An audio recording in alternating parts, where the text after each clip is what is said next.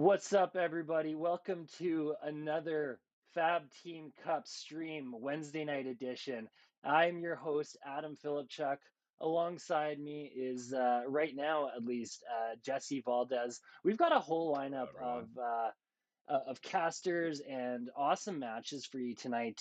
Uh, Predominantly, we've got Joe Colin, one of our feature matches, and of course the one everybody's excited for, Michael Hamilton. Uh, Mhm. Jesse, are you able? You got the lineups for the opponents for those ones handy? For the entirety of Indy Arsenal and Big Deck Energy. No, just tonight's matchups, Michael Hamilton and Joe Colon. I Oh, yeah. So we're going to be starting this thing with Michael Hamilton versus Gregory Smith. Nice. Both of these players putting in some work this season. I know that Hamilton's only been playing since the second week so far, played Icelander last week, so could be we see another Icelander on his side of the field again. And then we have Greg Smith. So far has played Phi week one and Dorinthia in the second week. So, we'll see what we get there. One pretty decent into Icelander and one not so decent into Icelander. You could probably figure it out from there. Yeah, Um, and go ahead. no, go ahead. Yeah. I was going to say, and how likely do we think Michael Hamilton is to play Icelander tonight? I mean, if I was a betting man, Michael Hamilton being the world champion and being the world champion on Icelander, I could think it's pretty high, especially since they're basically trying to get into the top 16 right now by getting this win for the week.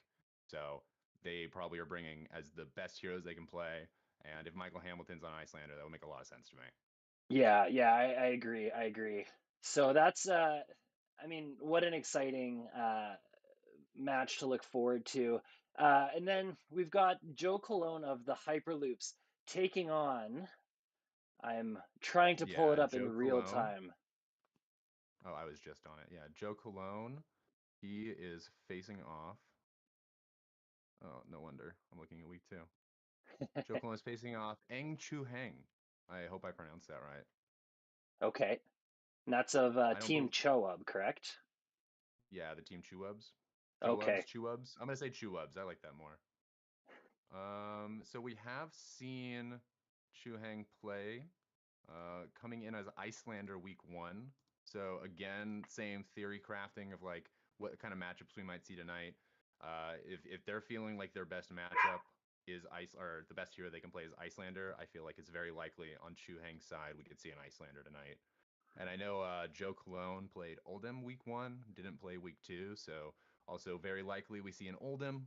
But with Joe's repertoire of heroes, we might see switch up to something different.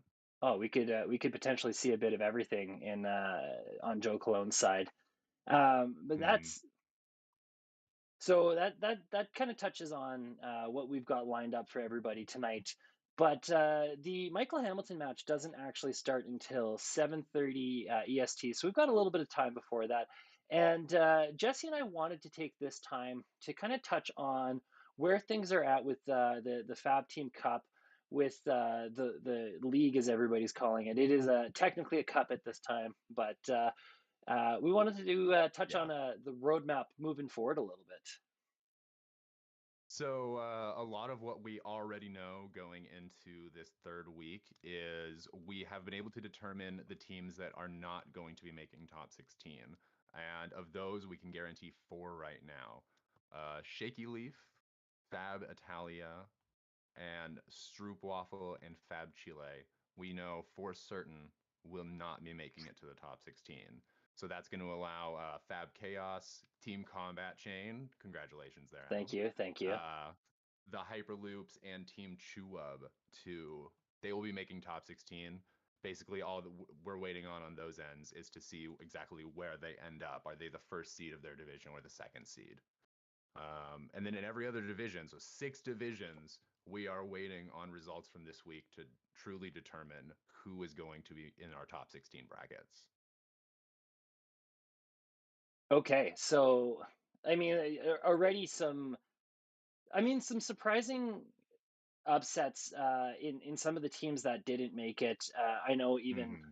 Very much.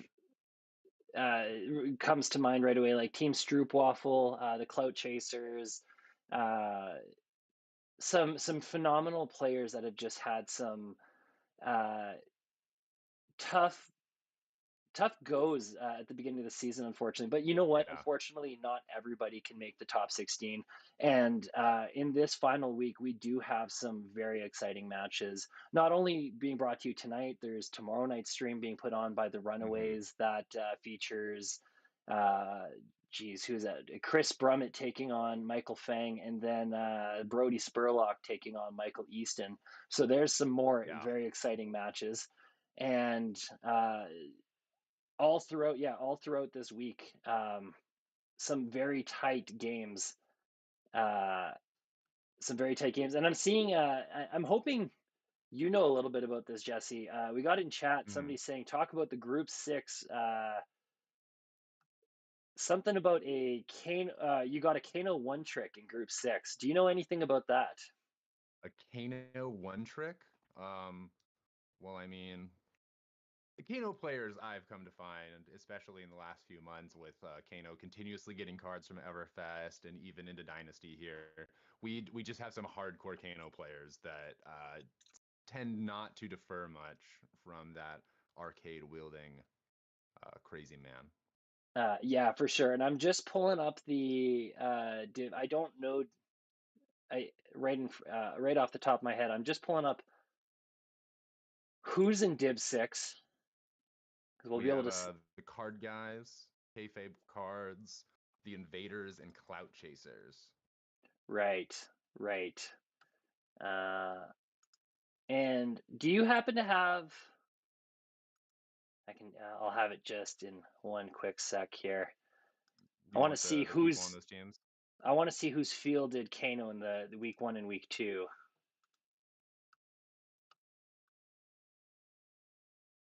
That could honestly. Who do we have any prolific Kano players on either side That's what on I'm these checking teams? to see right now. Uh, there we go. So we had. There it is. Uh, Card guys. No, no, no, no. Kayfabe, Mask of Momentum Yeah, playing Kano, week one. Week two, there we go, Mask of Momentum taking the win on yeah. Kano. And I just Kayfabe pretty sh cards I'm pretty going, sure their matchup was finished this morning because I saw that come up. and we don't So have the results. Well, we might actually, I might, if the results are posted, we can actually talk a bit about whether this prolific Kano player is. still as prolific as they say. do, do, do, do, do. Game results here. No, I don't believe that week three match has been played yet. Yes. So Oh, has it not been? Oh, I'm looking at November. Oh yeah, yeah, it has. Today at 8:35 a.m., Mask of Momentum playing Kano beat Gian Arnandi of Team Invaders, who was playing Briar. all right there. So 2-1 on Kano. That is super That's impressive as huge. well. I mean, Kano is. I've heard some people argue that Kano is, with the right player, potentially, Hmm. and chat, correct me if I'm wrong, potentially the best deck in this game. Like, there's always some, and it might be ridiculous. It might be a ridiculous out, but there's always some out you can play to. In my opinion. Yeah, and also with how this whole cup is formatted and how we are able to see the heroes that these people are playing week after week, depending on even if they won or lost, there is a lot of room for these teams, especially in these early weeks, to start cementing the idea in other teams' minds that they might be going against. That mass momentum here, they could be playing Kano for these 3 weeks just to do like a hard switch into something else going into this next week. So whatever team they're going to end up playing, if they make, I'm pretty sure they're making their way to top 16 here. Um, yeah, whoever they end up matching against in week 4, they could just do like a hard pivot to Briar or something, or like a Phi, and then just have a completely different strategy that their opposing player might have no idea against, Yeah, a and hundred. completely believe going into Kano or something. Yeah, exactly. So, and I don't believe Div 6 has been the only Kano player. I believe in Div 7 there's been a Kano player as well. I His full name escapes me, but I believe his uh, Discord handle is Canaris from Fab Chaos. And I'm just Fab jumping to the chaos. Div 7 results right now to see how the other Kano's been doing. Now that we've Yeah. on the topic of Kano, I'm curious. Yeah, Canaris Boanus. Buunas. All right. Nobody click Yeah. that. Canaris Baunas. Yeah, playing Kano week 1, going into week 2, also playing Kano, but getting the loss on both week 1 and week 2. I wonder what this week has brought to Division 7 thus far. Well, And here I hey, kept, everyone watching, you at home can actually follow along with what we're doing. You just need to be a member of the Fab Foundry Discord, and we have all of these things posted that we are looking at. So you at home can be looking at exactly what we're seeing. and I will add the Fab Foundry Discord link to the description on the video on our next break. So it'll be super easy for you to go and link that. Uh, yeah, we'll add that link in there. So, Oh, and Jess, go ahead. oh, Adam, you should know you are actually playing Canaris Yes, going into this I week was 3. gonna dip into that. I am playing Canaris this week. This just such a deciding match. Of course, I at this point I'm not allowed to talk about my hero. I can speculate that based off week 1, week 2. Like I'm curious to see if he's gonna run Kano again. Hmm. Tough to say. I don't know I mean, Canaris well enough to know if he's been known to play any other heroes either. do you need to keep your hero secret, or just say you're playing Oldhim and don't worry about Yeah, yeah. it? You heard it here first. I'm playing old him, Yeah. but no. Is there any other interesting matchups this week? Any other pivotal matchups going into the top 16? Well, I mean, when you're looking at the FTC, the Flesh and Blood Team Cup, every match here is pivotal. All the best players are playing against each other. You are right. Yeah, When you're looking at it that way, it's hard to really argue that fact. But when it comes to other huge matchups for this week, let's take a look. And you can also do this at the fabfoundry.co. If you go on there, you click menu, go to the Fab Team Cup. It has all of the statistics from all of the recent weeks, and we update it as frequently as games become available for us to update it with.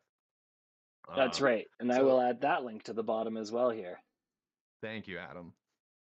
So we have a lot of big games happening this week because we have 6 divisions still that they're left to be decided. In Division 3, we got Team Dice Commando and Separatist Union.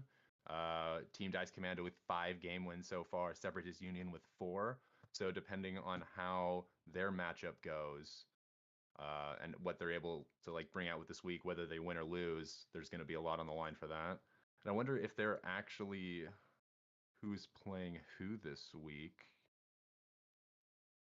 Our pairings, we have Tower and Brawl Separatist Unions and Dice Commando Jin and Tunic. So whether or not Separatist Union or Dice Commando can bring this out, that's really going to be dependent on where they're going to end up in the top 16 here. And we also have, there is a chance, right? There is a chance that the Tavern Brawlers could win out their games. If they go 5-0 for the week, that could put them high enough if with them beating out Separatist Union, if they beat Separatist Union out 5-0, and Team Dice Commando also loses to Jin and Tunic, who is the current champions of Division 3. We could actually see an upset here where Tavern Brawlers make it to top 16. We have a lot of intricacies like that happening in the week 3 right now. Yeah, because I know, all throughout the divs, I'm just trying to look at the divs here because I know you just mentioned, in Div 3, but um, Div 2, they're playing for seeding for first place. Div 1, they're playing for seeding for first Yep. place. Div 2, they're playing for seeding for second place likely. Div 3, they're playing for seeding for second place likely. Div 4, they're playing for second place seeding. Div 5 is second place seeding. Div Hmm. 6 is second place seeding. Div 7 is first place seeding, which we had just touched on. And then, Div 8 is second place seeding again. So a lot of, tight matches for sure. Um, Yeah. Looking forward to the top 16, Jesse. I know Oh, we're absolutely. really excited to see what's going to play out for the top 16, but is there anything we can kind of talk about on our end about what we've been working on just to make it that much more special? So yes, we have a big announcement that is going to be coming this Sunday. That will be December 11th. So stay tuned. We'll live stream an announcement coming here, going into top 16, having a good idea of exactly what that top 16 is going to look like, and also come to you with the teams that will be playing in week 4. So those teams that will be playing against each other, trying to make their way to top 8, and we'll have a big announcement along with that. So for some potential good stuff for the winners, we'll keep it at that. Yeah, we want to make Sunday's presentation special. We're gonna talk about who's confirmed for top 16. We've got some good looking stuff on our end. We're excited to bring forward to you. Mhm. On a side note, I just have in chat the card guys actually asking about some standing stuff in Div. What Div are they in again? Right, Div 6. It's With like, their current record, they're wondering whether they're locked for first place, and I do believe so. well, let us Um, look. the only way I could potentially see them not securing uh, the only way I could potentially see them not securing is if for some reason they don't win this next week, and on top of that they lose every single match, and somebody else with a 2-1 record then on top of that somehow supersedes their uh, record. That's the only way I could fathom it, but I think it's so unlikely. I do think card guys you are locked for first seed in your guys' division. Yeah, especially looking over the results for right now, we have. I believe the only results from this week so far, we've only had one game played, or at least one game reported. So, yeah, with the 8 wins that they have going into week 2, the only foreseeable way I see them losing out, and this is also with them playing against. I can just look at our standings here. Who are they playing against? That's a good question. I Herring. should know this. They are the div I'm managing. They are Um playing the against Clout Chasers. yes. Okay, so when we take a look at where the Clout Chasers are, and I'm doing all of this via the Fab Foundry website. If you hit menu, go to Fab Team Cup, you scroll down, it's going to have all of the information that I'm currently looking at, along with information I'm cross-referencing with our Discord through our Excel sheets. So yeah, so they're sitting at 2 wins overall, so getting a third win here more than guarantee it with 8 game wins. Right behind that, we have Kayfabe Cards sitting at 1 win, with 6 games won total of 10.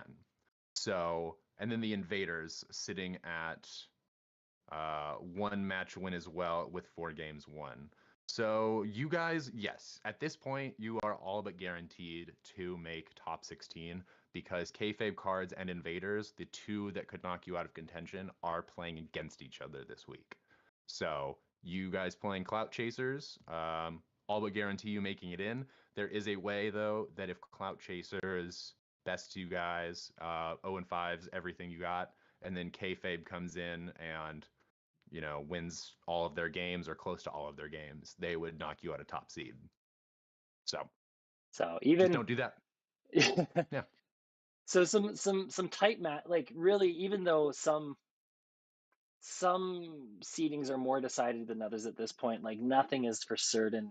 It's going to come down to the wire for all of this, and that's part of the excitement of all of this too, is the fact that Mm-hmm. these players are playing for tight matches all across the board.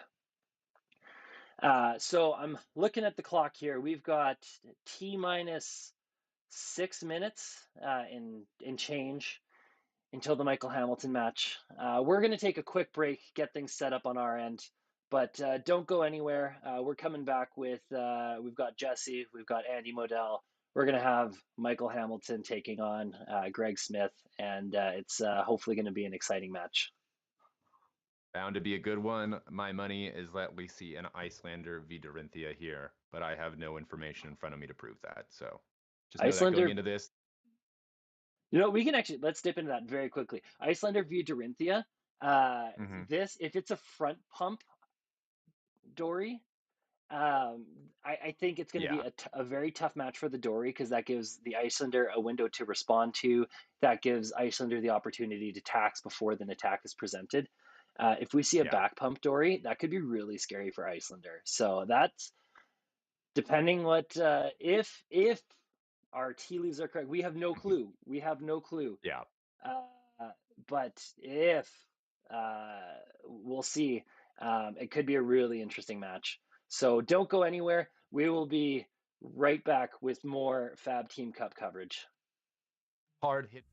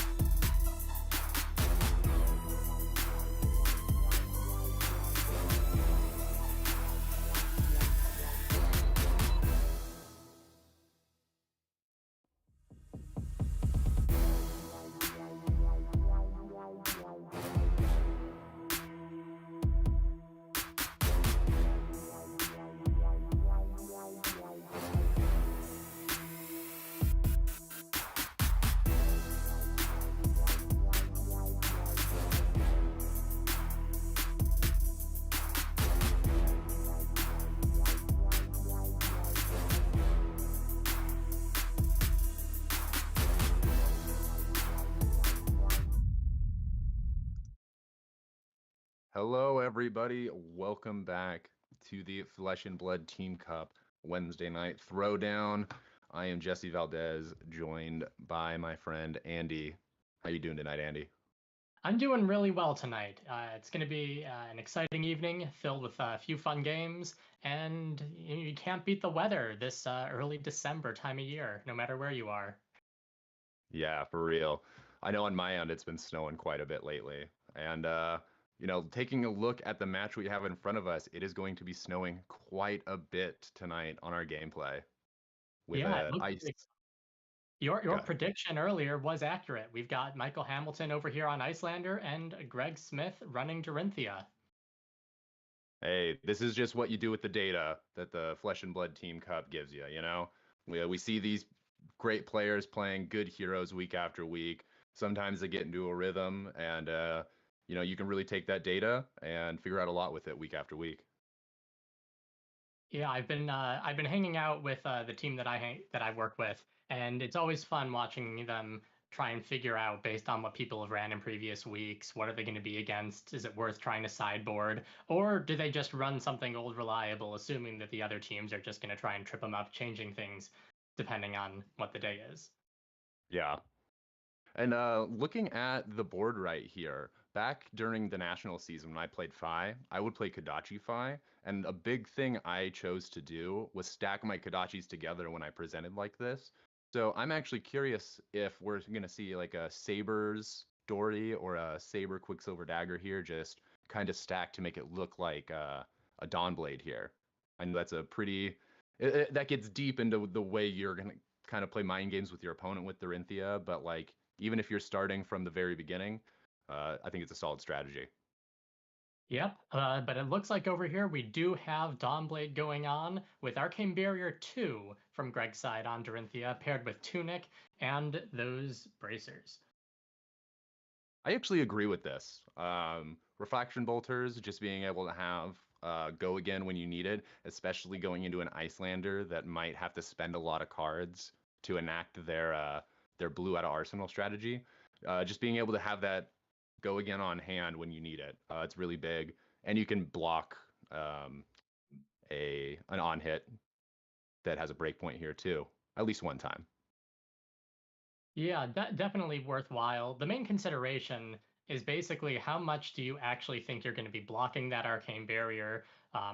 Hamilton pioneered the more aggressive Icelander decks that have those big physical attacks on top of the arcanes. And on the arcane side, the real question just tends to be around those Aether Ice Veins.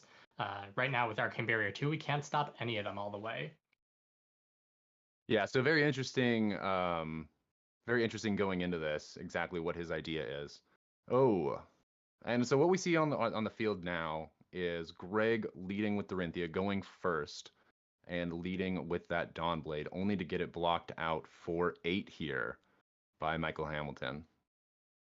Yeah, going first on Dorinthia, usually not your advantage position. The opponent can block with as many cards as they want, and unless you are able to eke over that and try to get a second shot in, it's basically just a bit of card cycling for the future.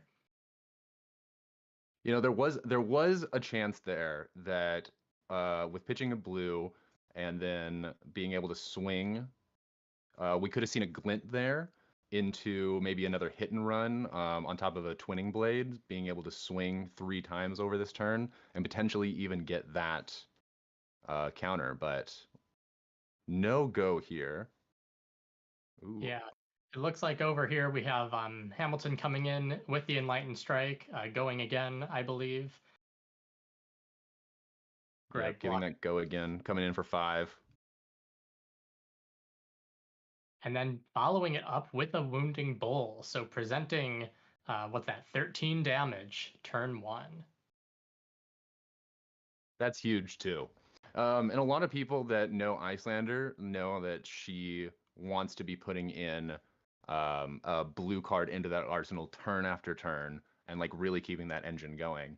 But as we see here, opting to just deal some flat damage, especially after we see a block on that first attack, there is only so much a Dorinthia can do with 4 cards, and even less we can see a Dorinthia do with 3.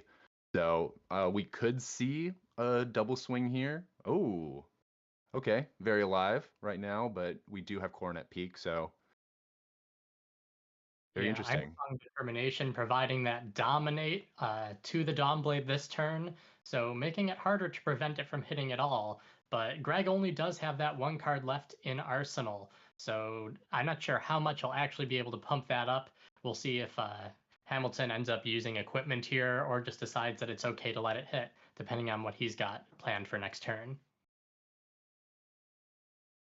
Yeah, and if this turn's going to turn into anything, that has to be something that's going to give the Dawnblade go again in Arsenal.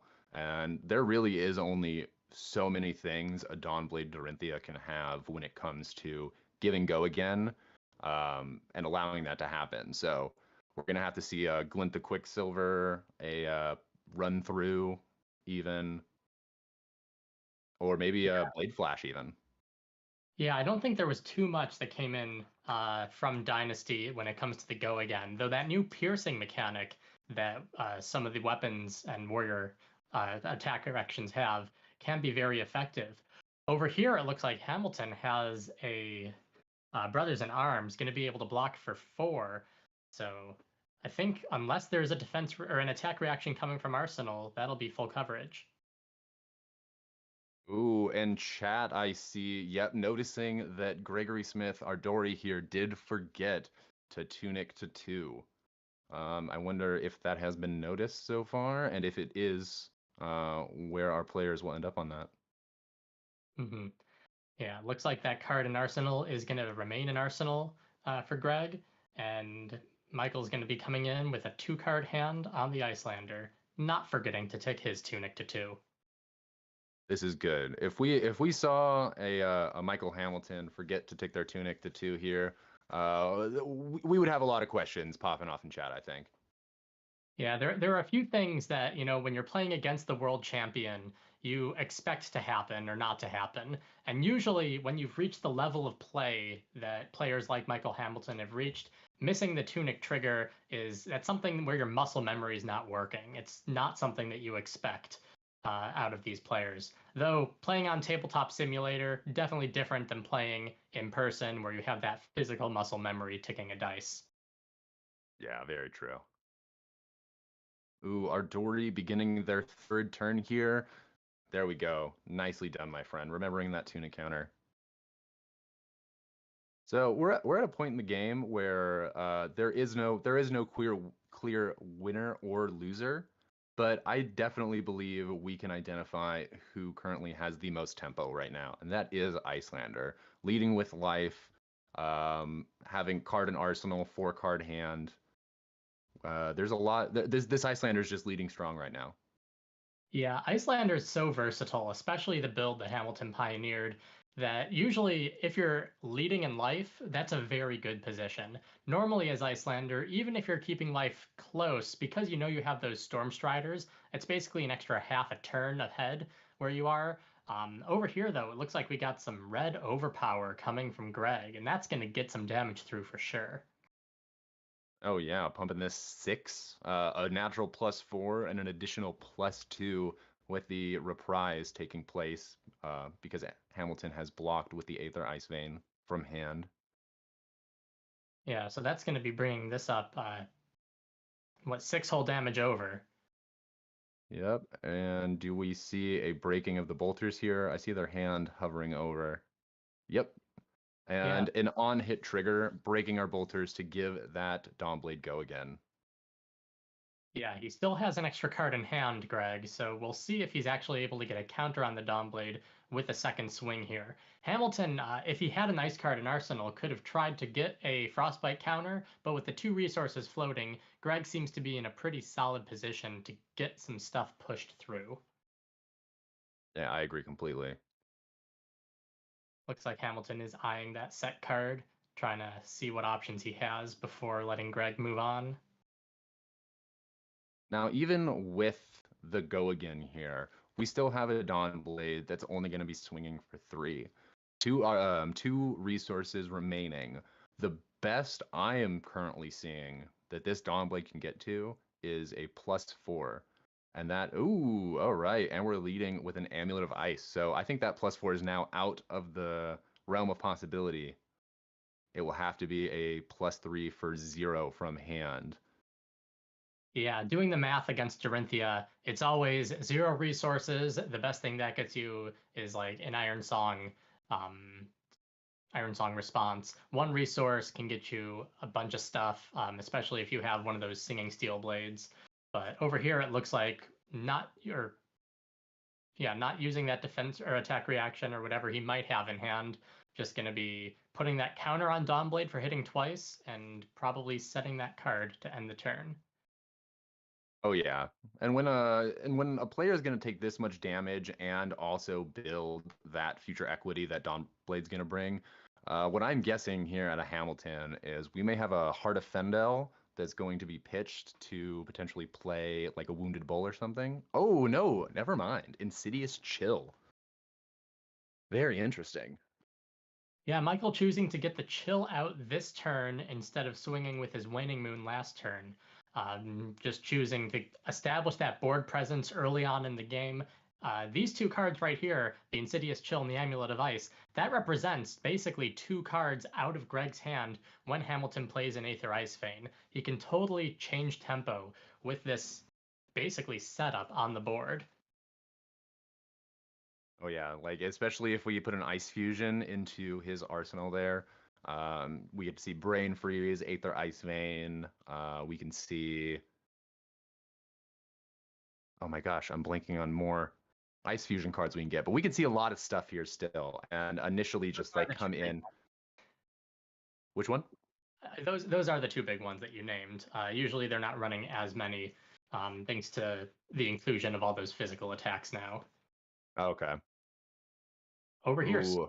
War on the Dorinthia side. This is, I think, probably one of the best attacks you can play before the sword. There are a few of them, but this one gives you the free go again. It gives you the bonus, and if you, for some reason, have a use of copper, every time you hit, 2 copper tokens. Yeah, I know in the early days with Dorinthia, you would be running, of course, your 3 Spoils of War, but you might also run a cash in to potentially get some value out of all those copper you're generating on the turns you're trying to generate them, that is. Yeah, definitely a card that has more overall value in Kasai if you're playing Blitz, but still the free go again ahead of time and the bonus for just the 1 resource seems like good enough value for me for sure. Indeed. Michael Hamilton also opting to wait out potentially playing that Arsenal card. Now, I find this to be a very good strategy into Dorinthia because what we've seen so far is we're having to play a card from hand, pitch a card from our hand. We do still have floating resources up on the Dory side, but we're still left with only 2 cards. So we're moving further and further away from being able to both attack with our weapon again if we do connect with it, and also be able to stop any damage coming our way. So there's a good strategy in wanting to slow roll how you're playing your ice cards out of arsenal in this matchup for sure. Yeah, choosing when to apply that disruption can really turn the tide. If you give them the frostbite right away, your opponent can play around it, make decisions, because they have more possible decisions to make when they have more cards available. Once they've played everything but 1 card, or when there's nothing left for them to pitch, that's when the frostbite can really actually change the amount of damage that'll show up overall at the biggest possibility. Looks like that card from Arsenal, the card he had last turn, was a Stroke of Insight, a 1 cost attack reaction. So the Frostbite prevented it last turn. It's coming in this turn, raising the power of that Dawnblade up to 8 or 9, I believe. 4 because it has the counter, 2 from Spoils of War, and then 3 from Stroke of Insight. And then because that Sink Below came from hand, we're seeing the Reprise ability, allowing Greg to do just a bit more card filtering, hopefully for himself, being able to continue to provide pressure. Yeah, cards like Stroke of Foresight were ideal in pretty much almost any circumstance where you need to just get that little bit of damage through is also going to be able to give you some card advantage on these turns.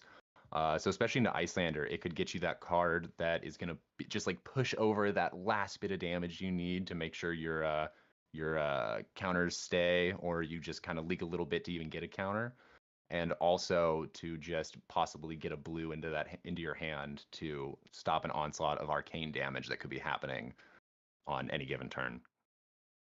Yep, and it looks like Hamilton did decide to play his set card from Arsenal, a Hypothermia, preventing that Dawnblade from getting go again no matter what. But still, it doesn't stop that damage from getting through. Yep. And because of that damage, we're going to see the counter remain on the Dawnblade. Hypothermia here being an incredible counter to the warrior strategy, because we are always needing to give our weapon go again, especially with Dawnblade. So anything that's going to come in and stop that ability from happening is just exactly what the opposing deck needs to just shut the strategy down of Dorinthia. Yeah, so many heroes have go again as a core element of what they do, but until Hypothermia came out, a lot of people didn't realize how few cards actually have that natural go again. It really makes a difference when you can't add the go again when there wasn't it previously. Now we're seeing a red Aether Ice Vein triggering the Insidious Chill and fused with an Ice Bolt. So this is potentially going to turn the tide that Hamilton needed after taking all that damage down 12 life. We're seeing, what are we seeing here? We're seeing a Dorinthia float their Fendel Spring Tunic resource, pitch a blue. I'm going to assume this is to negate 2 and also have enough to pay into the Ice Fusion. Oh Yeah. no, they're going to pay both the Ice Fusions, possibly. Yeah, they have to either discard or pay 2 twice on top of however much they want to prevent with the Arcane Barrier. And they only have AB2 thanks to the Nalrune Hood and Gloves. So there's no way they're stopping all 5 damage from getting through. Sitting at 34 here. Damage has to be taken from the Ice Vein before applying yet the 2 cost effect, and we are seeing the damage be taken, and the 2 get paid for the Ice Vein ability. Yeah, that was all 5 damage taken. Seeing that Greg didn't want to get rid of any more cards to prevent the arcane damage, Hamilton using that Amulet of Ice, really forcing Greg to give up something else. And this, Yeah, I this is think, a huge play right now. yeah, this is some of the power that you get when you set up with these auras or these items on the Icelander side, is you really get to choose when you see the opponent playing in a way that makes it look like they want to keep those cards, you can force them to drop an extra card or 2, depending on how much you have on the board.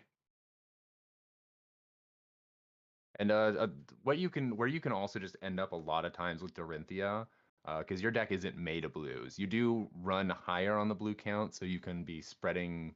You can actually be playing a lot of the things that you want to be playing on your turns. But we could also find that these 2 cards left in hand are red cards. So to not have to discard or to not have to discard, we had to pitch the only card we had that had resources attached to it, which was that Twinning Blade. Mm-hmm. Yeah.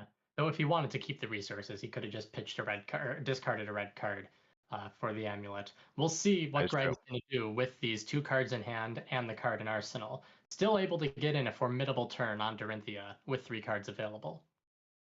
What is this face down card next to the Dawnblade right now?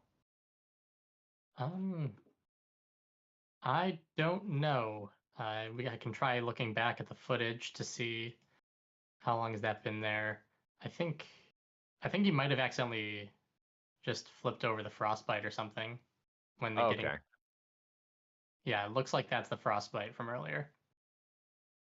Probably just assuming that it's going to be coming out again, so why move it all around when you can just keep it readily available? Mm-hmm. Yeah, I feel like when you're watching people play with Icelanders or with Viserais and Runechants on the board, it's almost a dance of the tokens. Where do they put the token when it pops out? Where do they put it when it goes away? Just to show up again in the next turn. Ooh, and seeing, thank you, Michael Thompson. It is, in fact, a frostbite. Mm-hmm. Thank you, chat, for giving us that little heads up. Yep. So right now we see Dawnblade coming in for 4, thanks to that counter it got earlier. and Hamilton responding with 3 damage and the Frostbite in the form of that Ice Bolt.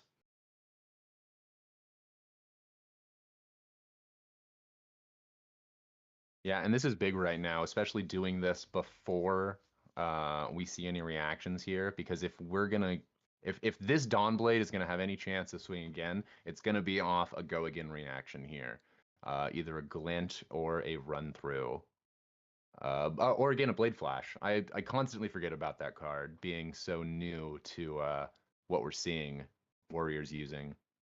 Yeah, putting that Frostbite on the play either during the layer step before the attack's attacking, or even during the declare defender's attack, step before the reactions, prevents a reaction from coming in before that Frostbite, and that can be so key when you're facing situations where the opponent has to play attack reactions to get benefits. Looks like the additional damage from the Waning Moon, Greg decided to say, you know what, I'll prevent that damage. I'm not doing anything else this turn. Here's my Dawnblade for 4, and Hamilton is taking this opportunity to full block, get rid of his Cornet Peak, but also get rid of that counter on Greg's Dawnblade at the same time. Yeah, and that's going to be huge right now, because what Icelander can do better than any hero is just control the flow of battle turn after turn. So even with giving up the turn, like we're going to see here, unless maybe we see like a Scar for a Scar or a 0-cost Arcane spell, which I'm not anticipating. Oh, playing something. Oh, Wounded Bull, actually. Interesting. Yeah, Hamilton ended up getting a bunch of damage earlier, brought him down to 22. While he hasn't taken damage since, he's still lower in life, so that's coming in for 8. So efficient, getting 2 cards for 8 damage like that. Yeah, and I guess the fear, if there is even any fear, really isn't around that Dawnblade starting to snowball and get more and more counters, but it's just not there. I don't feel like there is any fear on this Icelander side, because you can just slowly like tick things down more and more. This Dawnblade at most, especially with like front-facing damage, is only going to be like 4, 5, or 6, and then being able to swing again and just being able to get the right block off at the right time. I don't see where this Icelander has any fears right now in this matchup. Yeah, given the amount of disruption that Icelander can prevent or present, it makes it really hard to actually get Dawnblade to swing twice in a turn and to hit both times. Having to have the extra resources taxed away, either from the Frostbite tokens that show up or preventing arcane damage that, represent your precious life, it's real difficult for Dorinthia to present the full amount of aggression into an ice hero like Icelander, especially Icelander, I would say. We do have the dominated attack coming in right now, though, so likely to get in, especially if there is a reaction that's going to come through. Without having that card in Arsenal, Hamilton's unlikely to do anything at instant speed this turn. Yeah, very true. And this does put the Dorinthia at a level of being able to do some work, because we still have 2 resources floating in the pitch zone, card in Arsenal and card in hand. So one of those cards can easily be a go again reaction. Playing that. Oh, we have a yellow overpower. Yeah, just looking at the makeup of what we're seeing from this Dorinthia deck, we're not seeing as much of a focus on the go again, seeing red overpowers and yellow overpowers. It looks like Greg is really embracing the strategy of trying to go tall, get damage through, rather than go wide, build up counters. And right now we have Hamilton down to 15 life, Greg still at 21. Not necessarily the margin that you want facing an Icelander, but at least making progress for sure. Yeah, absolutely. I wonder if this was a meta call on Greg's side, knowing he was going to be playing Michael this week. Just really assuming, like, I think I'm going to play against an Icelander. I'm going to build this deck up as tall as I can and be able to just really throw some haymakers out with this sword. Yeah, almost certainly. If I was told that I was playing against Michael Hamilton, I would probably do the same thing, though I'm not actually competing in the league this season. Ooh, right now we This have is a a star for Scar. nasty turn. Yeah, as far as the league is going between these 2 teams, it looks like Hamilton on the Indy Arsenal, they've won 1 game so far this week. and there have been no wins by big deck energy yet. So will this game represent a 2-1 or 2-0 or a 1-1 at the end? It looks like we're reaching the home stretch soon, especially following a turn like this. Yeah, I know it. We're at the point of the game where when you're at 17 getting swung at for another 4, you really got to mitigate as much damage as possible. But this still keeps Dorinthia up in the life lead. Now we see constantly with the Icelanders, they are always able to just really use that to their advantage. They're able to play big swinging cards that get pumps off it, pitching those with Heart of Fendels to gain life. So I believe Michael Hamilton's right where he wants to be, right in that small degree of life total difference to still continue to give his cards the biggest advantage they can get. Yeah, you mentioned Heart of Fjendal earlier. There's also Fjendel's Fighting Spirit. They can both gain you life. We haven't seen either of those yet this game. We have seen a few Wounded Bulls, but there's still plenty in Hamilton's deck to take advantage of being at lower life. And in that top corner of your screen, those Stormstriders just representing that extra half a turn that could seal the deal at any Yeah, time.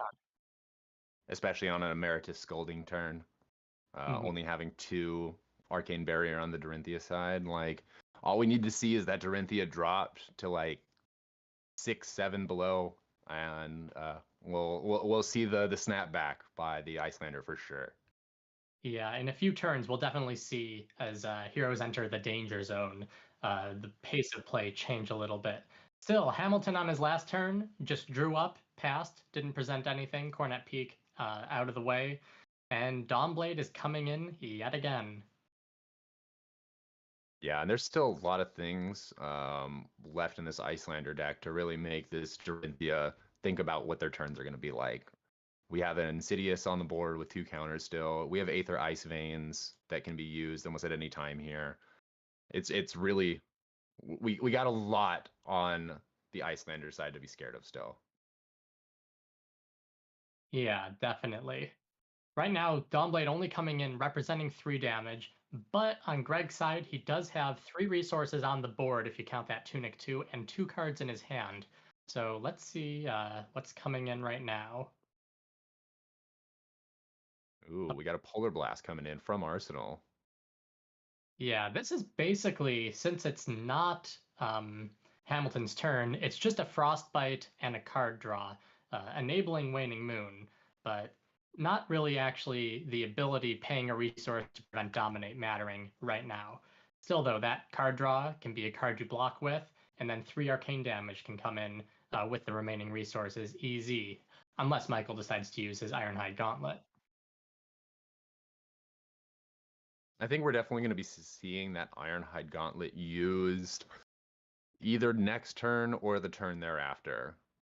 If we see it used at all, that is. Oh, and now we have another big overpower. This one, no blocks, so the reprise isn't going to take effect, but it's still adding 4. This is coming in for 7, and that's a Singing Steelblade being pitched. Singing Steelblade Oh, is one of those cards, when I'm playing against a Dorinthia, I'm always worried if that's going to be in the arsenal. It's like, they have 3 Singing Steelblades. If they do, my math goes way off. If not, everything's nice and easy.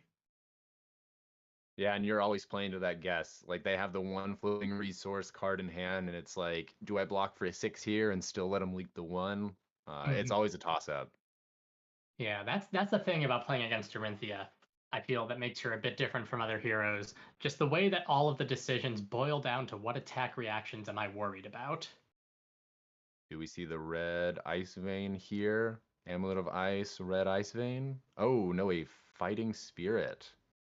Yeah, so Hamilton getting out, more board presence, gaining a life, and presenting 7 seems like a good turn, though he did take quite a bit to reach this point where he'll be able to put a card in Arsenal. Oh, yeah. Ooh, and reading chat here, yeah, still not quite enough for Dory. Chill's probably gonna start putting Dory in the coffin. Uh, I believe that's just what we're gonna be seeing here soon, especially with that Amulet of Ice on the board. If we see Chilling Ice Vein Blue get played out of Arsenal, with the fusion, we're gonna have the Insidious going off, possible Amulet of Ice, and that Dory turn is just gonna get blown out of the water completely. Yeah, and depending on what that fuse card, combining it with the Storm Striders and the Waning Moon, that could just be the end of the game if we see it soon enough, or if we see a little chip first, I should say. Yeah. And there's really only like so many more turns Dory can even put up a fight with this, with just the amount of chip damage an Icelander can do, especially when a Dorinthia is coming at him with 2 cards in hand. Yeah, you start to wonder as the player against the Icelander, is it worth presenting anything, or do I need to prevent myself from dying? And once you reach that point where you're playing not to lose instead of playing to win, then it's pretty difficult. Here we do see the Naked Dawnblade coming in yet again, 2 resources floating and 1 card in hand for Greg. You know, I know we've only seen one so far, that Hypothermia on Hamilton's side. So that means that we still potentially have 2 more in the deck, and I don't believe we have seen them be pitched so far. And with how this Dorinthia deck's working, I'm thinking that if we do end up seeing them here, they're not really going to be functioning to the level that Hamilton's going to want them to be. Yeah, that go tall strategy, really an effective way to try and counter some of the disruption that Icelander might present, but is it enough to actually get the damage to kill her before she kills you? Justin over in chat agreeing with the go tall strategy, but he's not sure if it's fast enough. Oh, absolutely. I completely see that. Ooh, blocking with a Wounded Bull. And pushing just a little more damage on the top. Yeah, out for blood, bringing the Dawnblade up to 6. The reprise won't matter because there's no go again. And we haven't seen anything out of Hamilton's arsenal to let him present damage on this turn. We'll have to see what he has on his turn, or if he does something as a EOT style move.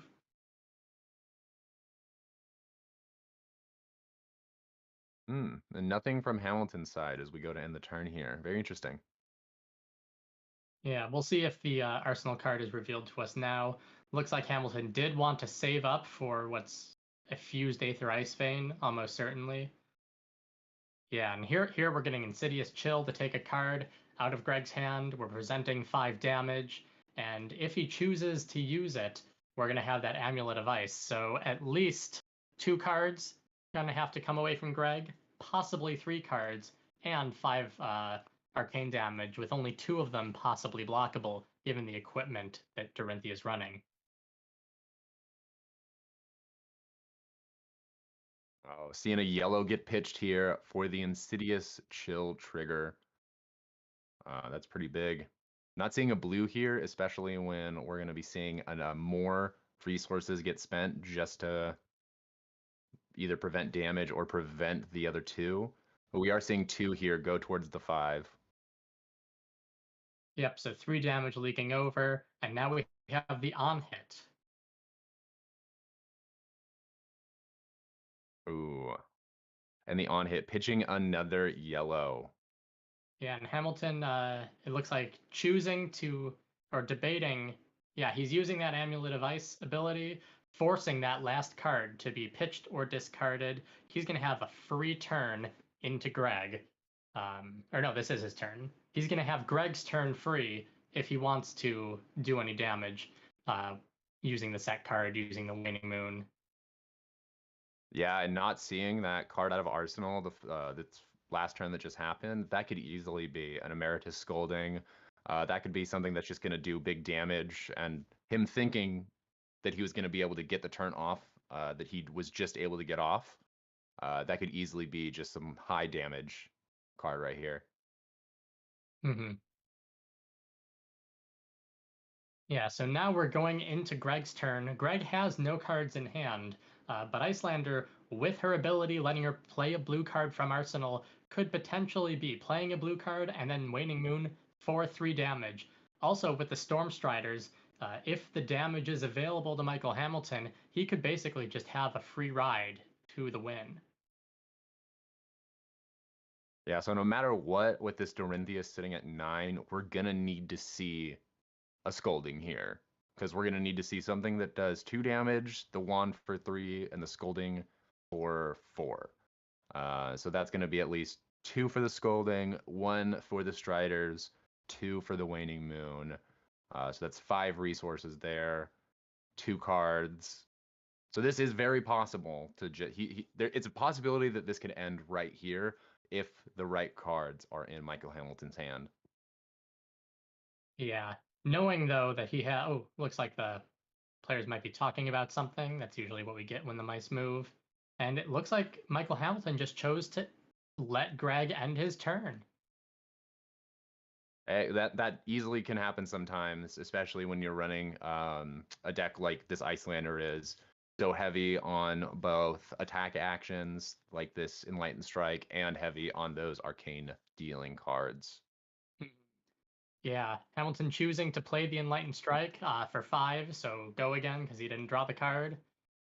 Just continuing to put on pressure right now with the tempo, being able to get arcane damage over the arcane barrier that Greg has.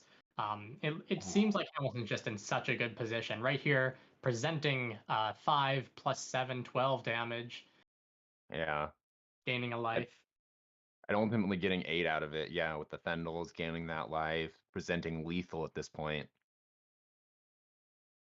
Yeah, so we don't know what that last card that E-Strike put under was, but from Hamilton's perspective, it's okay to not have won last turn, just because of the amount of pressure he can put on, the amount of options that he'll have going forward. We still don't know what the set card is, if it's an ice card, if it's a non-attack action. Then Hamilton has very many options. If it's a defense reaction, then he'll have to wait for Dawnblade to swing to get it out, but I think it's okay for Hamilton either way right now. Yep, and the 2-card block, definitely the way to play this turn. Because if we saw any more damage leak through, you're in kill range of like the most basic of the arcane dealing cards that Icelander has, especially with that Waning Moon being able to be up. Yeah, Greg has 1 card in hand. His Tunic is going to tick to 3, so he can choose to use it to play Dawnblade, or he's going to pitch the card in hand. If he uses the Tunic, he presents potentially a threat, but no, looks like it's just Glint the Quicksilver pitching for 3, Dawnblade coming in for 3. No potential for surprises this turn. Just trying to get 3 damage through, get some cards out of Michael Hamilton's hand, save himself potentially. Given that he has Arcane Barrier too, even using the 1 resource for the Dawnblade, probably not a big deal if Hamilton's only going to be able to come in with Waning Moon, though he could come in for more. Sink below. Now, I don't know if so I know that if we activate the Tunic to get the resource to potentially use that to swing the Dawnblade, we're going to open up a window for Hamilton here to do whatever he's going to be doing with Icelander. But with what we've been seeing this Dorinthia do so far with going tall, I almost think it could have been better to do that and then leave them wondering exactly what that last card is in hand. And since it was a blue, you know, if you really do need to pitch it, you can still pitch it to prevent a lot of arcane. Yeah, it's an option. Even if for some reason you got to a point where you're going to play it, it could potentially give you the card draw, though you wouldn't be able to swing unless the reprise was triggered there. So a few options on the Dorinthia side. He chose to play more conservatively, I would say. And it looks like right now we have another Aether Ice Vein, the final trigger off that Insidious Chill that hit the board so early. And once again, it's 2 cards out of Greg's hand, or the card and the Tunic, because there's no way he's going to be able to block all 3 of those arcane damage.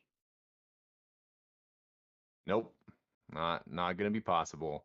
And then leading into this next turn, when it's actually Michael Hamilton's turn, just being able to do that last little bit of damage over the top, or just make Dorinthia go through her whole hand. Yeah, it looks like he Arcane Barrier 2 and then chose to discard the Spoils of War. Icelander following up with Waning Moon for 2. Greg just saving some life.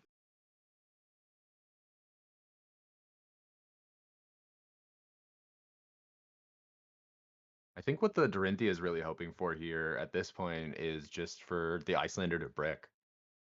We just need to see the Icelander not enacting the game plan it wants to do turn after turn, and that's throw big damage and do this arcane damage over time. And if we hit a turn maybe where Icelander isn't able to do that, there's potential here for Dorinthia. But I don't know. That's a small glimmer, especially against playing the world champion of Flesh and Blood.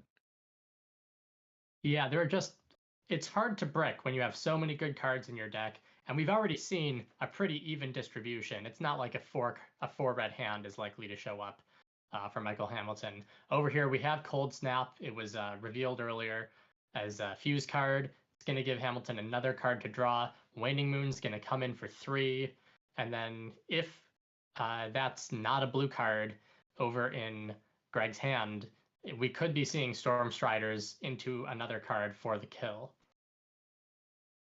Yeah, if that's anything less, it's a red. So we're going to be leaking 2 damage here. If he has anything that deals 3 arcane damage, he's floating over the storms. Yeah. And we are seeing it. What's going to be that killing card? It's going to be the Ice Bolt. Coming in, 3 arcane damage. No way for Greg to block it. This is going to be a win for Michael Hamilton and a win for Team Indy Arsenal, bringing their record in this series for Week 3 2-0 against the Big Deck Energy team. Yeah, and great job here to both players. That Dorinthia from the start, once you see that Icelander get flipped, you know you're going to be in for a very long game, even if you do have a build that is probably centered more around dealing with Icelanders. Yeah, we were talking a bit before the stream started about if it was Icelander Dorinthia, who would have the advantage. Clearly, Michael Hamilton is an expert with this deck. He took it all the way to the world champion position. But also, just looking at the decks in general, I found in my testing, this is a very powerful Icelander deck, and it's a very good matchup into Dorinthia. Dorinthia really gets to struggle because of all of that disruption. Yeah, absolutely. Well, a big thank you to both Michael Hamilton and Greg Smith for allowing us to stream their game and give commentary over it. We're going to cut to a quick commercial here and have this followed up by Heng's game versus Joe Cologne. So stay tuned, and we shall be right back. Yep. Thanks all for watching.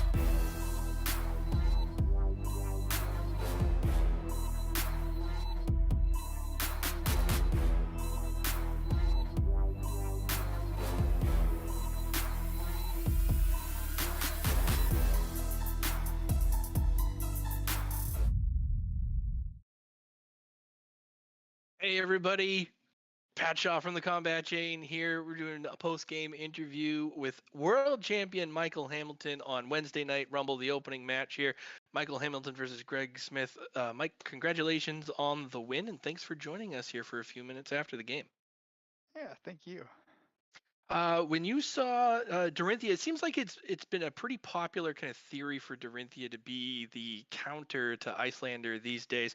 What are you're kind of the de facto Icelander guru here. When you see Dorinthia, what's kind of going through your head? Well, that was honestly the first game I played of Icelander in Dorinthia, so I was learning as I was going. Awesome. Well, I guess the expected strategy, I guess they've been backloading Dorinthia with reactions, trying to stay off the actions there so much. Was there anything that was kind of throwing you off, or was that kind of is still kind of I guess operations as normal as the game progressed? It looks like you were taking a couple damage, taking a few points of damage, getting into the 20s, and then starting to really stabilize and punish with your taxing effects. But is that about how you'd like the game to be going, regardless? Yeah, like I think ideally you want to keep them off the Dawnblade counter, but that's kind of hard to always do. I think it doesn't. It seems like Icelander kind of has tools to reset the counter pretty well because you have both ways to stop go again, and also you have ways to like strip their hand. So like after he had a counter, he kind of had that counter for a couple turns on his Dawnblade, and then I had a fused Aether Ice Vein plus an Amulet of Ice and an Insidious Chill, and that kind of stripped the hand enough that I was able to get rid of the Dawnblade counter. It does So seem like as Icelander goes here that if you're able to set it up, you strip the hand, and it's really inevitability at that point on like a frighteningly consistent level. Do you think as time goes on here that Icelander might be a bit problematic in the meta, or is this like exactly what you want out of a deck?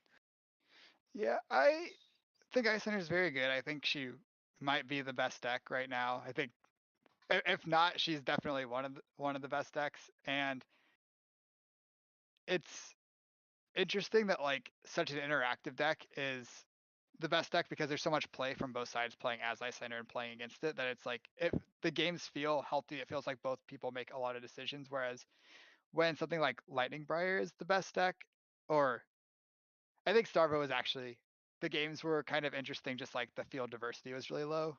But like playing Starvo mirrors, you made a lot of decisions as well. Yep, But for sure.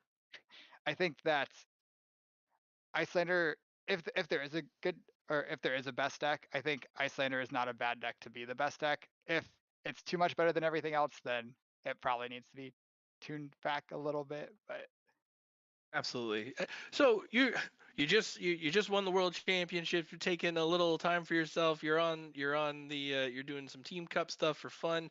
What's when do you get back into the grind here? Are you getting right into ProQuest season soon here with the Wolfpack? yeah, so the Wolfpack is still kind of on break. We're going back. I think the 26th is our planned day back, right after Right after the Christmas. holidays. Yeah, right after Excellent. Christmas.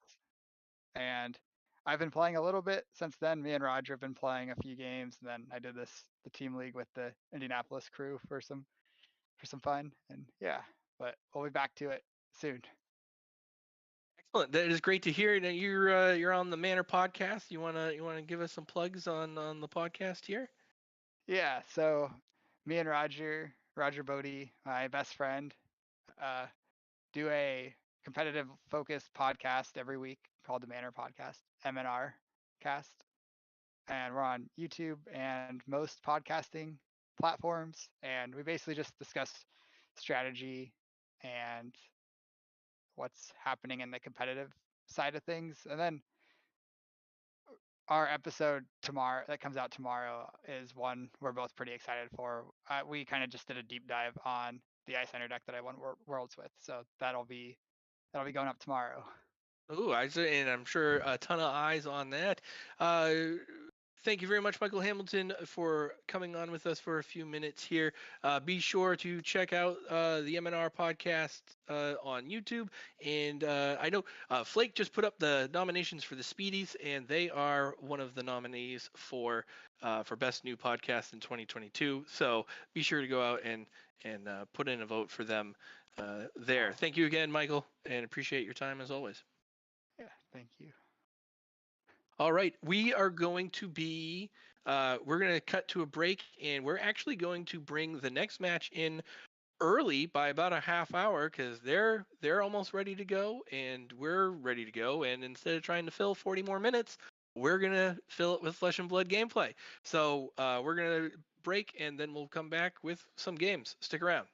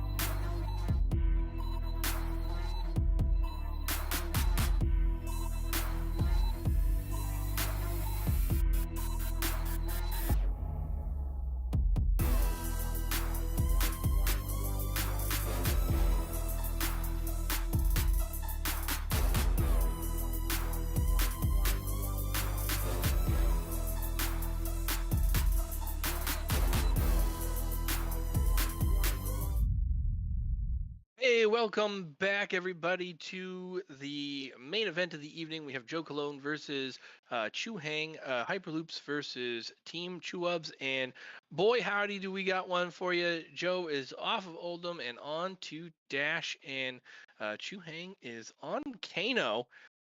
Telltale sign was the life total was super low when they were setting up, and the 30-point life total is here.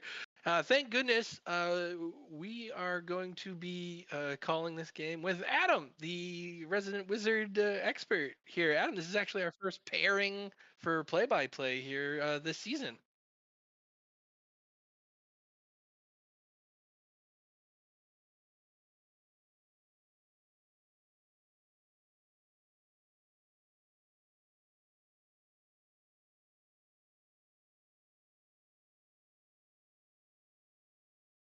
Really excited to see what Dash is bringing to the table. Kind of the new menace on the scene. What weapon is going to be flipped is going to be super important. And I know Kano's got some weapons too. I've heard things about this brainstorm deck dealing a ton of damage coming up, but we also have got all sorts of just angry mechanologist boost cards coming its way. So an interesting matchup. Adam, what do you think of the? Oh no! Well, I'm Adam had a unmuted. lot of good. Adam had a lot of good things to say that no one heard. That's okay. Basically, what it comes down to is that we're happy to be doing a play-by-play together, and Adam is going to help me out a whole lot on the Kano side of things because he is the resident Kano player. Yes, I'm unmuted. I'm the resident Kano player, and I'm now front and center and ready to participate. Sorry about that, folks. When I'm pushing all the buttons behind the scenes, sometimes we forget to mute and unmute some things here and there. So, but we're here now, and that's what matters. And Pat, we were talking behind scene. You had asked the question, Chu Heng, has he been playing Kano at all before this in this event? And the answer is Chu Heng's only played in week one, didn't play in week two, and in week one he played Icelander. So it shows that maybe he's a bit of a wizard Okay. aficionado, but we have All right. not seen Chu Heng play Kano yet. Excellent. Well, yeah, the affinity for wizards, just switching it up a little bit, is that's kind of par for the course. The wizard players tend to like Kano will be going first here, per the die roll. Thank you to Joe for reeling the messaging there. And In we should now be fact, seeing the game scene there, folks. I got it transitioned over for us, and we can see Joe Cologne in the blue on the left in Dash, and Chu Heng on the right in red with Kano. we do see uh, the two cards on either side of Dash. So he's got the item ready to go. Very interested to see what weapon he chooses here. I guess, does it matter so much in the Kano matchup if the pistol availability versus something like the new Hanabi Blaster, which is an overall much more damaging weapon, but potentially maybe too slow if we think Kano can really go off super quick here. Yeah, and I'll be honest, I like right off the bat, I don't think I like Talishar in CC Dash. However, it does make sense to me that Talishar might actually be good into Kano. It might be the one time in CC where like just Kano starting at 30 life and you just need to pressure Kano's life total as much as possible, force him to have it as quickly as possible. So I don't think we're going to see a Talishar here, but Talishar does make sense to me in this matchup as probably the premier weapon. And we see the Kano player actually look like swapped weapons out. Still in the midst of some sideboarding. And we can see here. Ooh, okay. That's a 60. There's a 59 card deck. There's a 60 card deck. Kano still getting the equipment out. Yeah, and that you know what? It's kind of interesting because I feel like at least for me when I'm on Kano, the equipment is the part that's fairly easily decided. I like I've been on combo Kano lately, so we're always on the hat. We've got our Storm Striders. Typically the glove piece is the one that's been the most variable lately. Do I want Goliath Gauntlet? Do I want Metacarpus nodes? Do I want Ironhide, or I'm do I want sorry. Iron Did you Rock? just say Goliath Gauntlet? Is Kano running 2-cost Oh, attack sorry. No, action? I'm thinking Icelander. What am I thinking? What am I saying? No, Oh, yeah, 100%. okay. My heart. Ooh, but we do have Oh, this is a spicy. Kraken's Aether Vein. We have a whole bunch of things going on. We have the Kano players running Mage Master Boots, Blossom of Spring, Hope Merchant's Hood, and Iron Rock Gauntlet with the Kraken's Aether Vein.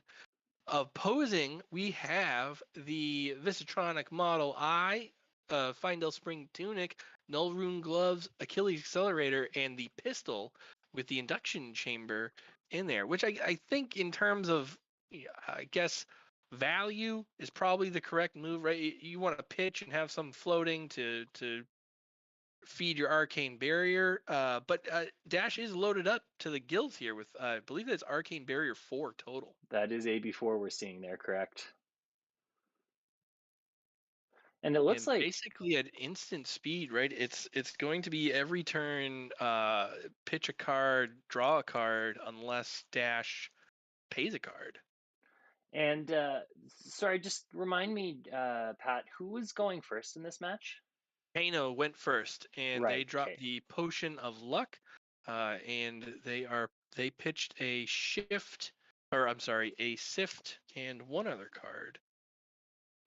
I'm just gonna It blow looks up like Potion of presumably Luck to there. Kano. Okay, Shuffle now your we have a hand and arsenal into your deck, then draw that many cards. Potion of Luck, an interesting. And I got chat lighting up here. They're saying Kano's on the brainstorm list here. Brainstorm Kano. I don't know what it means, but I've heard hundreds of damage possible.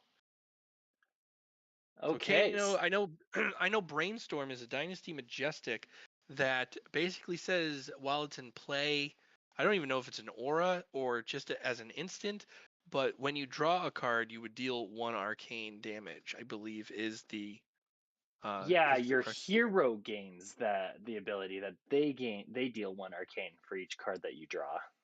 Oh goodness. We see an Amulet of Intervention.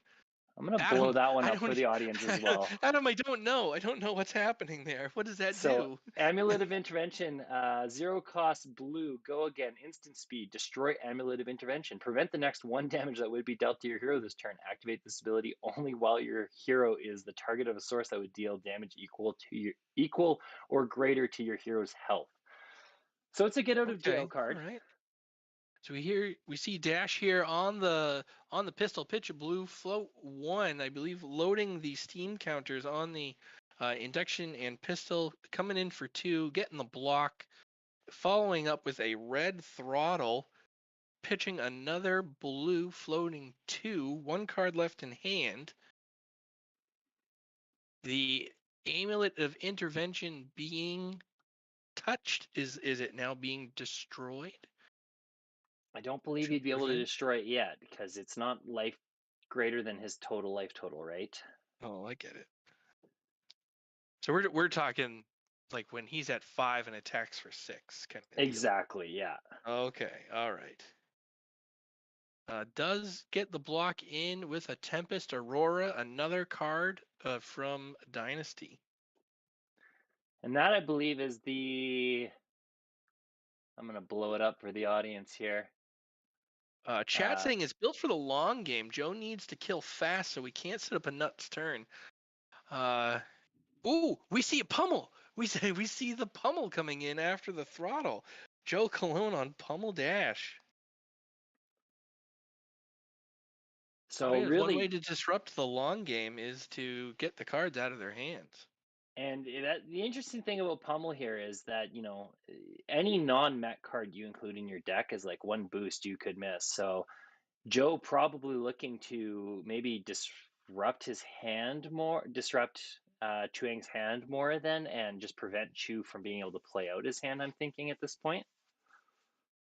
Right, when you're playing, when you have the pistol dash set up, you're not so much worried about your boost efficiency so much as loading steam counters, getting the pistol ready to go, have the induction chamber up, and then threatening some damage here. Odds are they would also have a lot of defense reactions in the side. They probably took it out when they they probably took out as many as they could when it came to seeing Kano come up. But otherwise, there's likely more. There are going to be more non-mechanologist cards than you're probably used to here.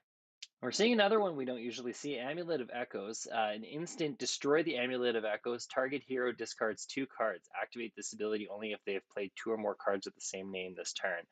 I did hear of Amulet of Echoes being a spicy one to deal with Phoenix Flames, but to see it in this matchup is very interesting.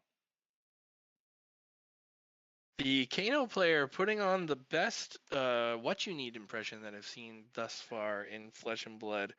Merchanting out all these items. We've got double potion of luck. That's scary because that's a shuffle and then draw up effect. Now you have it ×2.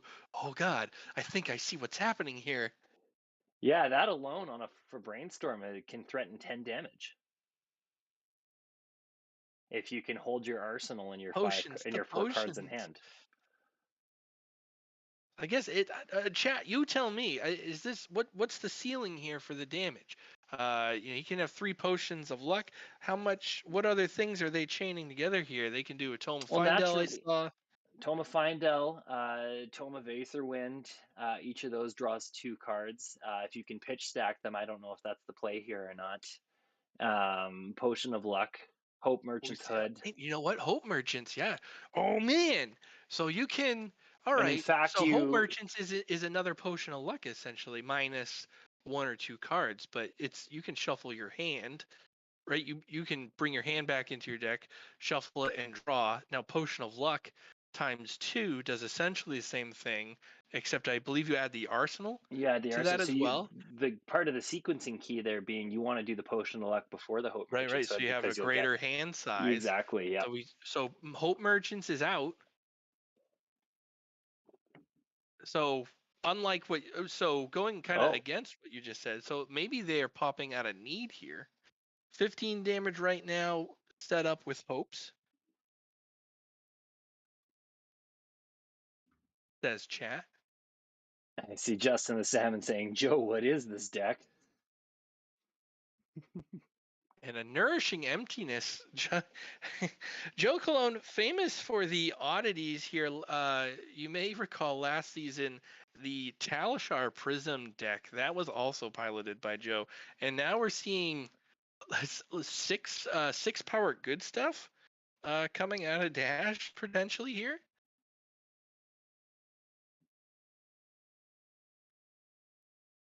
Oh, yeah. We got Hell Puppy kind of filling us in on the Kano deck. Of course. And then Blazing Ether. Makes sense. Yep. Makes sense. Okay. All right. We're there. All right. So you get Brainstorm out. What is this card now? What do we got going? Cash Out. Cash Out is happening. They just destroyed their weapon, a bunch of their equipment. I believe that's a card draw effect as well. As an additional cost, create a silver token for each permanent destroyed this way. You can pitch a blue to generate silver. There's 7 silver on the board right now. There is I'm excited because I don't know what's happening. This is there are 2 of the craziest decks I think I've seen yet. A Dash playing Nourishing Emptiness, Kano doing I don't know, but generating silver, cracking potions. We just saw a Cash In. Have you ever seen a Cash In being played, Adam? Ever? I've heard of a Cash In being played at Worlds by a genus, and apparently just controlled an entire board of potions. That's the first time I've ever heard of Cash In being played. I've never seen it be played. And I've played a lot of Flesh and Blood. We do see a blue unmovable being pitched to load the steam counters up here. And this is a roller coaster of emotion. I'm really unsure about what's going to happen here on either side. Is that a smashing good time being played from hand, followed up by a Nourishing Emptiness. I believe Smashing still giving the +3. No, it is not. It is No, simply because it's from hand. targeting the arsenal. Yep. Smashing is Or targeting the item. yeah. I Yeah, think on hit, destroy an item. interesting though. Kano blocked for 9 there, so maybe the buff was in play. Or playing around a pummel likely is what it was. Joe was ready. Joe had an item busting card in the deck. Do you Maybe think he Joe's sideboarded that clairvoyant. in? He just knows. Cat says we think he's about to pop off. We see the E-Pot come into play for Kano. Kano at 15, 5-card hand, 2 potions, 7 silver, a Blossom of Spring. I don't I know. guess silver And then they silver pass. draws you cards if you. Joe responding with a pistol turn, loading up, had the steam counters loaded up, coming in for 2 with the pistol with go again. We see pitching of this round on me to load up more steam counters.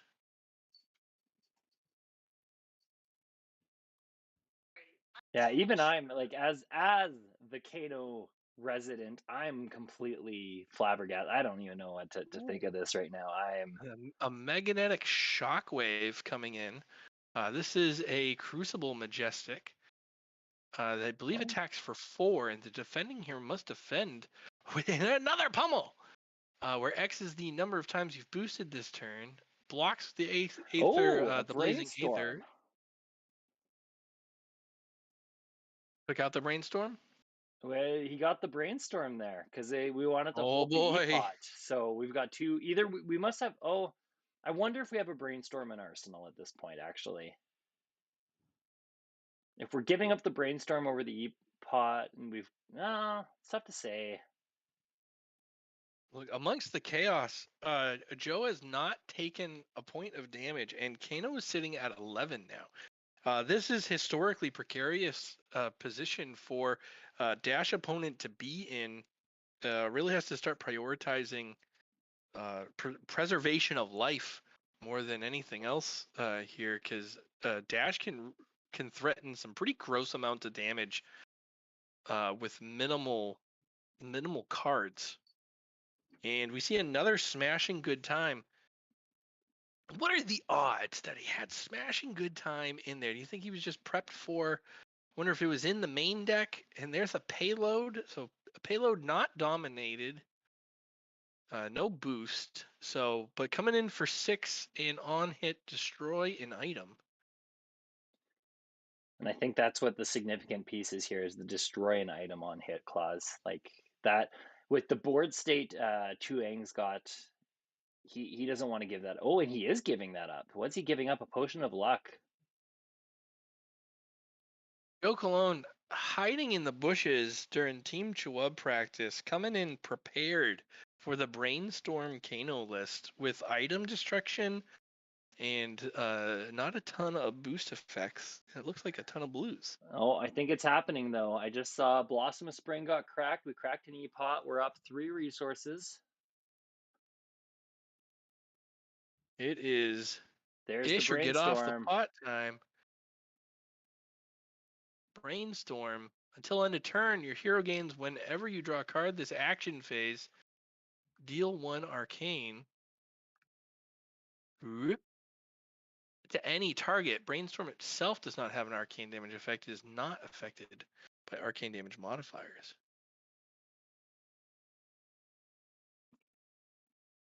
So Kano, chat saying Kano had to give it up or else he'd never pop off. So better some than nothing.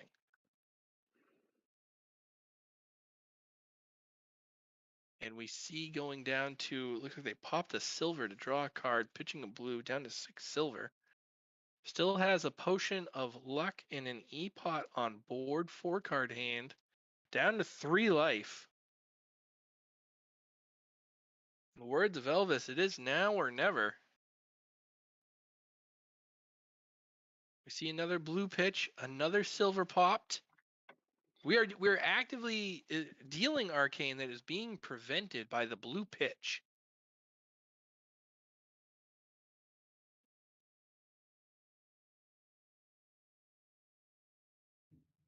I'm curious to see how this plays out, Pat. I mean, Go down. Kano. Ooh, down to Wait, 3 silver. Looks like we're gonna get 2 more blues. 2 more cards being drawn. Oh no, we're gonna see a cash out okay, or cash in. or cash in. That's right. We've seen a cash out. Now we're seeing a cash in. Drawing 2 cards.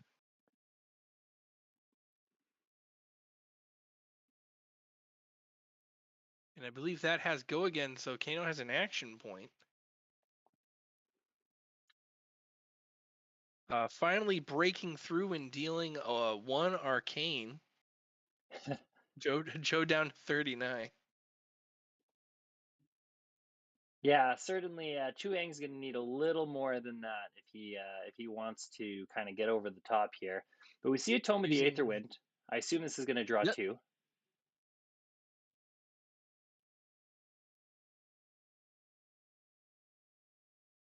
There it is now. 6-card hand. Dangerous territory for Kano. Looks like a Kano activation, banishing the top card. Flipping a Tome of Find Oh, Out. wow. Well, it looks like Kano's going to have their opportunity.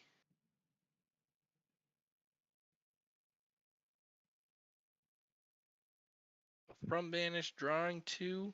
It was as an instant. That is correct, so we should. Now as deal has a 7-card hand with one card floating, pitching a blue. Activation of Kano, banish card. Tome of Aetherwind, card draw in effect.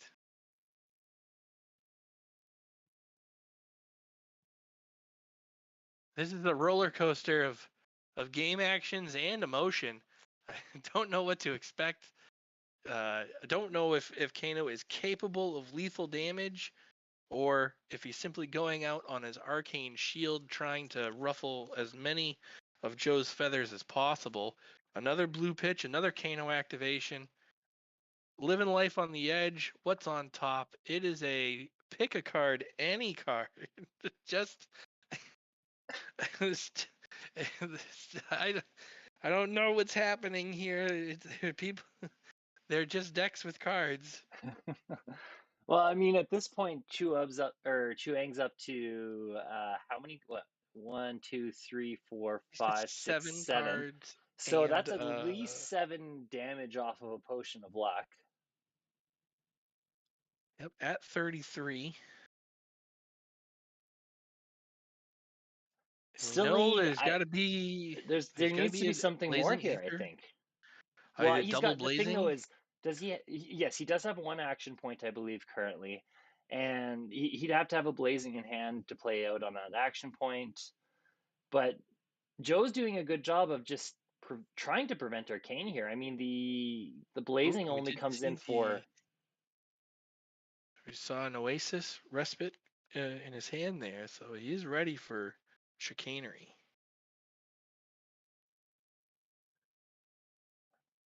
yeah, blazing isn't coming for anywhere Another near enough. brainstorm, double Oh, brainstorm. now we're maybe We're getting there. Math is hard, but we're Oh, we're dealing giving up our 2 action arcane point. damage. So now we need to hit that blazing off the top because we don't have Storm Striders. No Storm Striders is correct. That's right. He had Mage Master Boot, so he was never going to be able to pop off in that way. Though I guess Mage Masters essentially does the same thing. But not at instant speed. Like you can't do it on Oh, your yes. opponent's turn. Yes. We do see there's a double brainstorm or the potion of luck Potion being of broken. Luck doubles its value on double brainstorm. That is something to note. Like 7 becomes 14 now. And at 31, that is going to bring him down to 16, I believe. 17? 14? Is that what we said? 14 damage? 31? It's 14 coming in, yeah. Yep, I think it'll be at 17 here.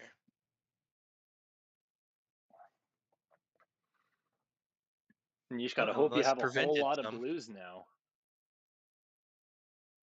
It Oh, looks or are like we just Joe's at potion of 19. luck again? Oh, we banished a potion of luck so we can play it as an instant. Now, do you, at this point, do you... Oh, man. Oh, There's a wow, and a sift. sift. Is that a red sift? It's a red sift. Up to 4 cards. I gotta play this list on Talishar tonight. A I think this is Gorg Tome. wild. This Oh, is man. something else. Gorg Tome draws a card. I think I'm bringing this to my armory. A cash out or cash in. Cash something. 2 cards are being drawn. 4 arcane damage is being dealt. Joe hanging on to 2 cards in an arsenal and a tunic counter. If we can find the and blazing, we've got this at this point. you think that's what he's fishing for at this point? It's got to be the blazing. I know he blocked with 1, so there might be 2 in there. I mean, if you can keep cycling through your deck with Potion of Lux and this and that, like, you can in theory find it. Looks like we're popping the last silver to draw a card. Chat again bringing up a great point. Cycling action points by Kanoing in. Oh, potions. he's gaining action points off sifts and things like that. What am I thinking? No, he's fine. He can just draw into There's the a blazing card. and The classic Kano math. Nope, he's just sifting. he's sifting currently. But if he can find the blazing with the action points he's generating, yeah, he's fine. This is something else. Do a little shuffle. Nope, put it on the. Let's look at sift again right here. Put up to 4 cards from your hand on the bottom of your deck, then draw that many cards. Joe at 3. And Joe started this turn off at 40. He did, yeah. He had not taken a hit.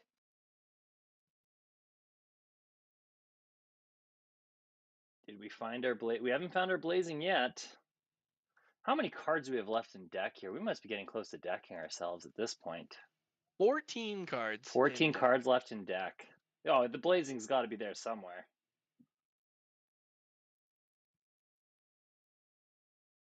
It's just a matter Everyone's of time. taking those. This game is over, says chat. You might be right.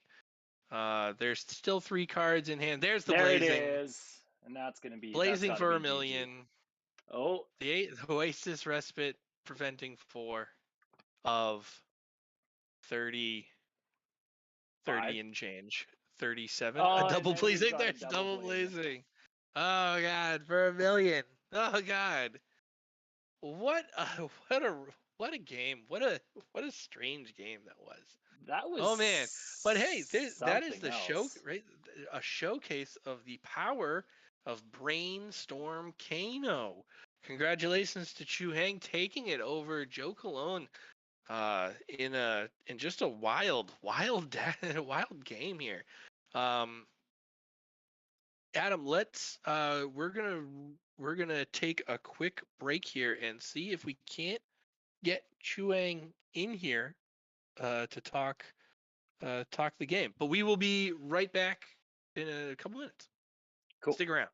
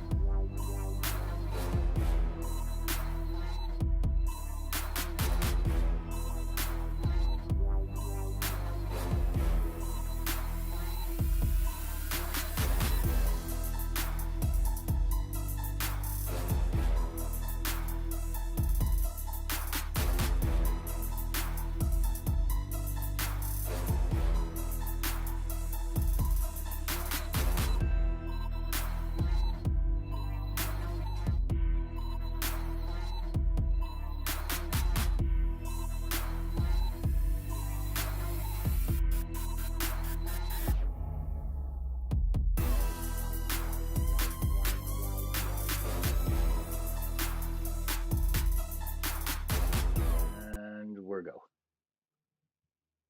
All right, everybody, welcome back to Wednesday Night Rumble. I am Patrick Shaw from the Combat Chain, and with me is the winner of the last game and possibly one of the craziest games we've seen yet this season, Heng. Thanks for coming on, and congratulations on the win against Joe Cologne from the Hyperloops. Hey, thanks. Thanks for having me on. Now, first of all, tell me a little bit about the deck that you ran here. This is the first time I have heard legends of Rainstorm Kano, but give me, you kind of demonstrated a little bit, but give me an idea of the game plan and kind of the payoff here for the deck. All right, so Brainstorm Kano is basically a Kano that's really good against control decks because they tend to have more, Arcane Barrier, a bunch of Oasis Respites.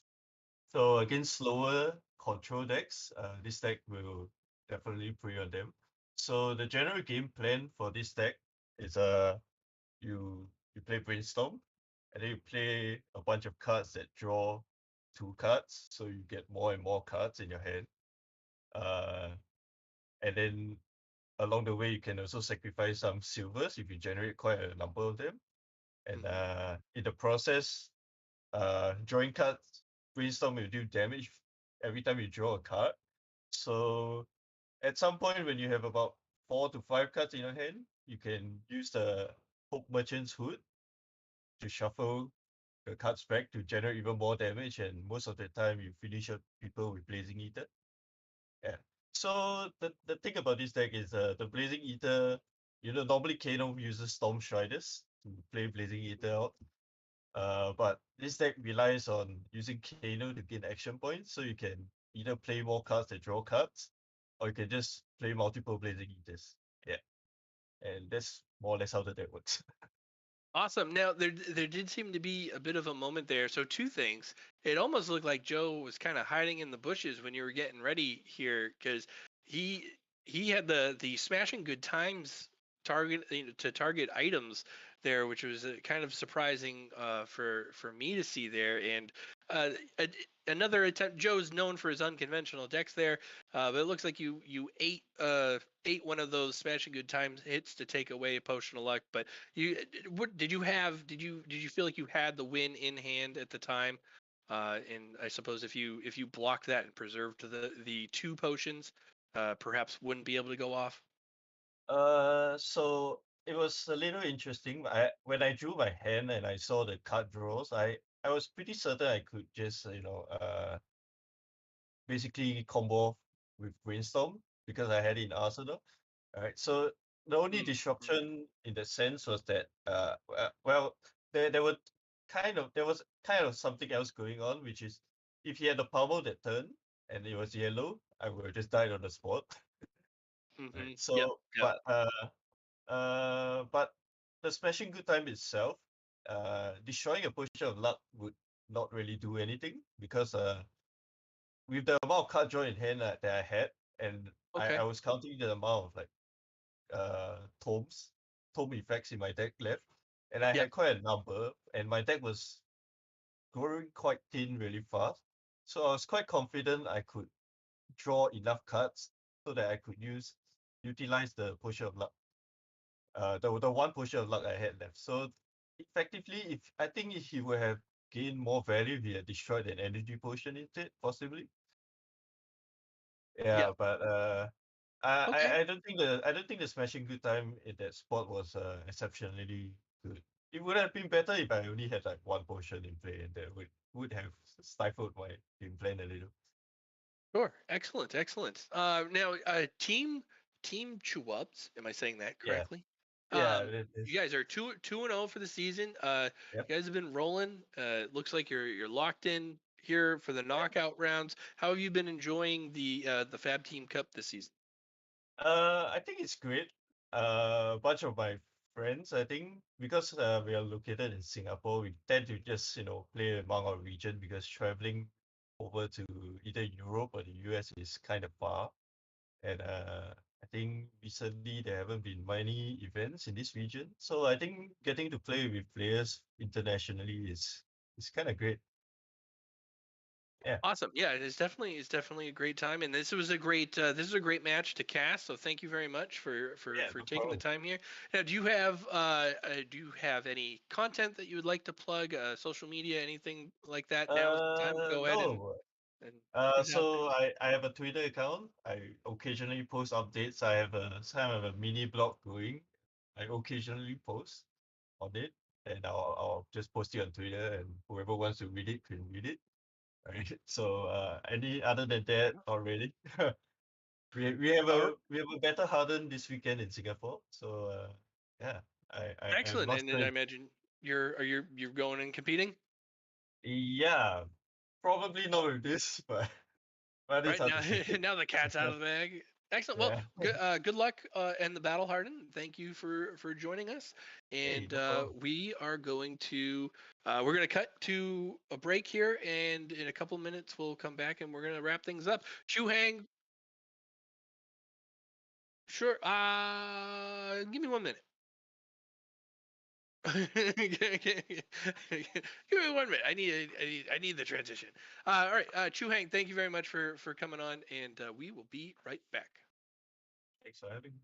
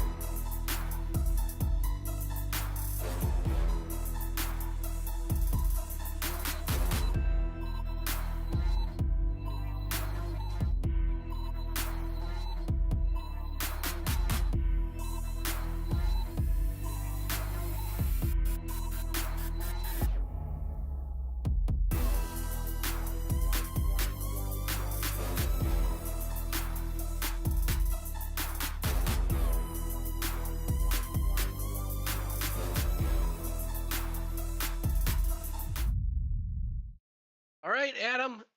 We have completed another successful night on the Fab Team Cup channel. Two incredible matches featuring some incredible players. Michael Hamilton versus Greg Smith to open that up. We had the Icelander versus Dorinthia matchup, which was a very back and forth affair. And always nice to have the world champion of the Flesh and Blood TCG on with us. And to wrap it up, just a roller coaster ride of a game with Chu Heng versus Joe Cologne, with Brainstorm Kano coming debuting for me. I don't know where else it's been around, but yeah, quite a night of games here.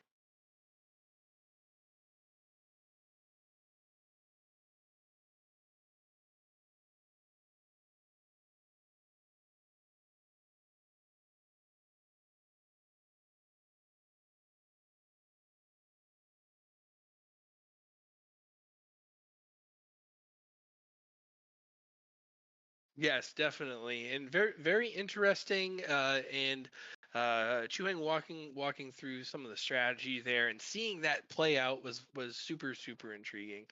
Um, they're doing great this season. And another, kind of just an unexpected turn of events. It's the FTC has been filled with them, and we've been lucky enough to cover a lot of action here. And I think we are We're scheduled to come back Friday night. I believe we are going to have.